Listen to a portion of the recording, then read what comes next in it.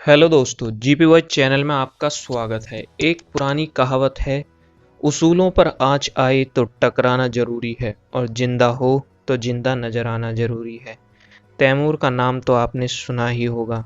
नहीं नहीं, वह करीना और सैफ का लड़का नहीं, वह तैमूर जिसकी सेना को जोगराज सिंह गुर्जर, जाट हरबीर सिंह कुलिया व धूला वाल्मीकि गुर्जर मामचंद जैसे सेनापतियों ने अपनी सेना के साथ आधी से ज्यादा उसकी सेना को काट दिया था।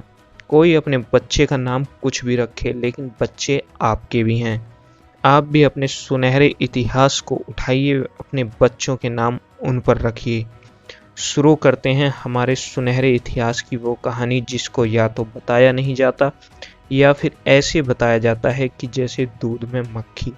उससे पहले आप हमारे चैनल को सब्सक्राइब कर दीजिए और वीडियो को ज़्यादा से ज़्यादा शेयर कीजिए, ताकि आप जैसे और भी लोग जिनको इस इतिहास के बारे में नहीं मालूम है उनके पास तक ये जानकारी पहुंचे और वह भी अपने सुनहरे इतिहास पर गर्व कर सकें।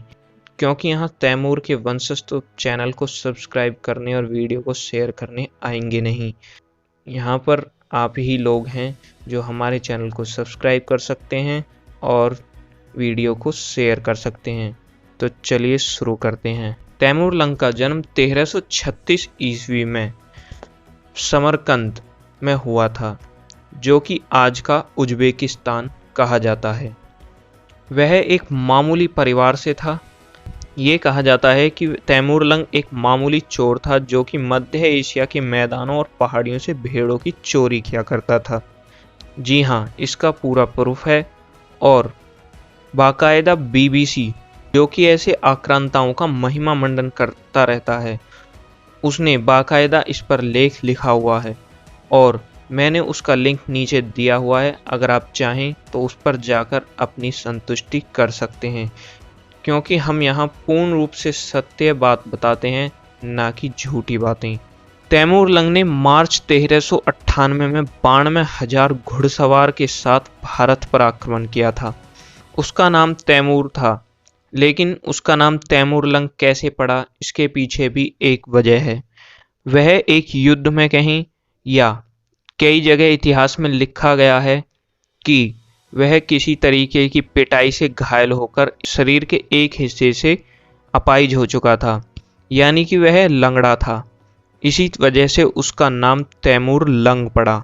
हालांकि उसको उसके देश में कई इतिहासकारों ने तैमूर लंगड़ा भी लिखा है। लेकिन ऐसी क्या वजह रही कि जो एक अपाहिज व्यक्ति दूसरे देश से आकर हमारे देश में उत्पात मचा जाता है, ये हमें और आपको सोचना चाहिए। दिल्ली पर जब उसने आक्रमण किया तो वहां का राजा लड़ाई में हार गया। ऐसा बताया जाता है कि तैमूर ने दिल्ली में भारी उत्पात मचाया।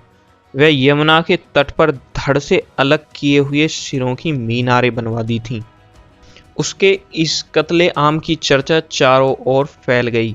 दिल्ली को तबाह करके अब तैमूर लंग ने अपनी टिड्डी दल की तरह चलने वाली फौज का मुंह जाट गुर्जर बाहुल्य क्षेत्र मेरठ हरिद्वार की तरफ कर दिया।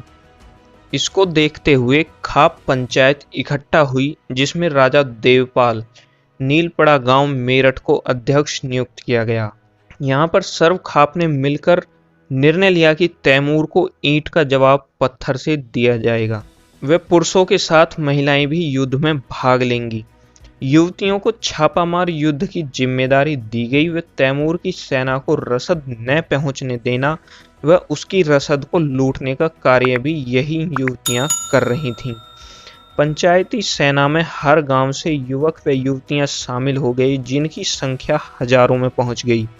इस सेना को एकत्रित करने में धर्मपाल देव जाट योद्धा, जिनकी आयु उस समय 95 वर्ष बताई जाती है, का बड़ा सहयोग रहा। उनका हर गांव में जाकर युवक व युवतियों को कुछ कर गुजरने व देश धर्म की खातिर अपनी जान न्यौछावर करने का संदेश हर एक युवक युवतियों के साथ बुजुर्गों को भी जोश में भर देता था। इससे थोड़े समय में ही काफी संख्या में लोग साथ जुड़ गए।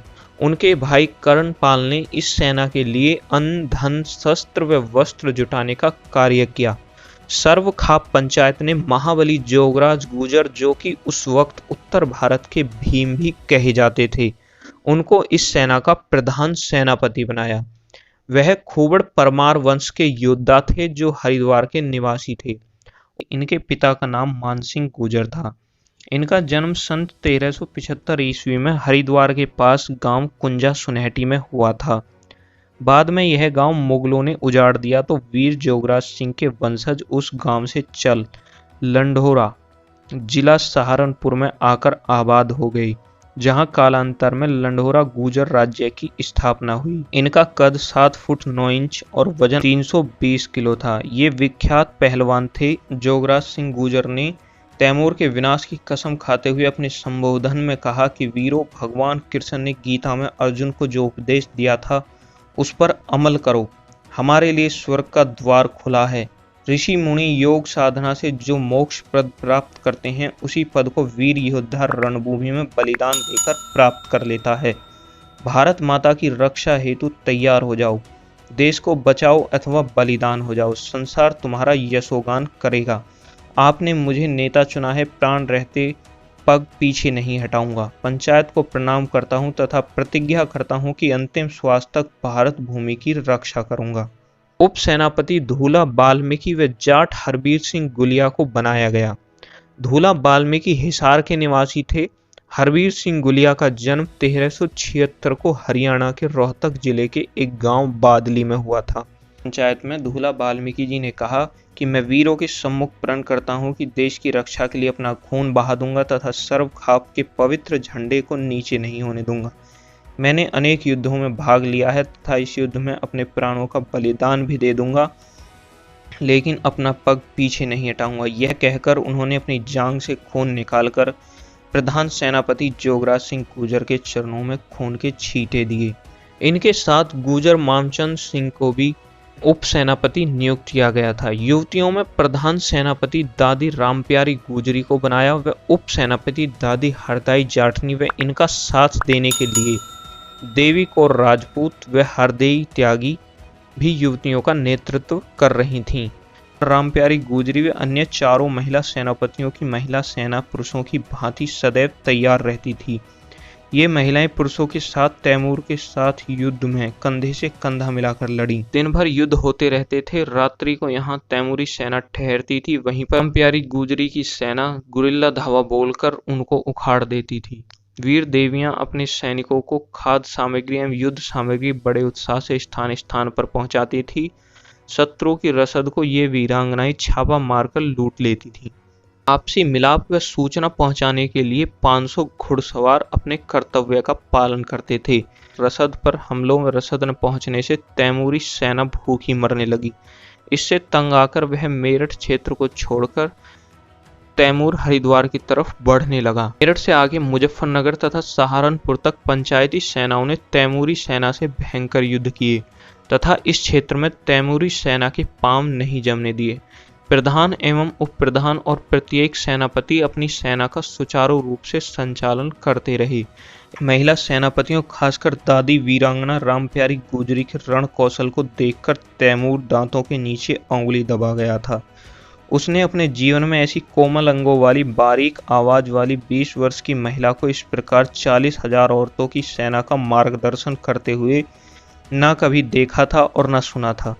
तैमूर इनकी वीरता देखकर घबरा उठा था। विद्वान कवि चंद्रदत्त भट्ट को युद्ध कवि नियुक्त किया गया, जिन्होंने तैमूर के साथ हो रहे युद्ध का आंखों देखा वर्णन किया है।